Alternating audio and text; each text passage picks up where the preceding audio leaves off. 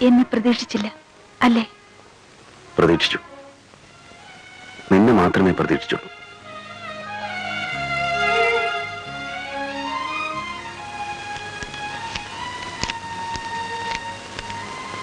എന്തായത്?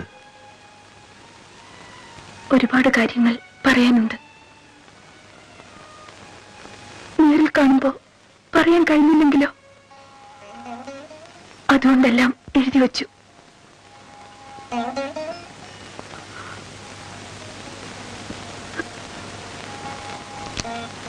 ഇത് വന്നു.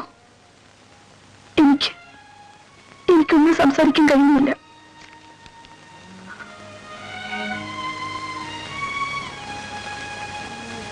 റിലീസിന്റെ അന്ന് കൂട്ടിക്കൊണ്ടു പോകാൻ ഞാൻ വരും.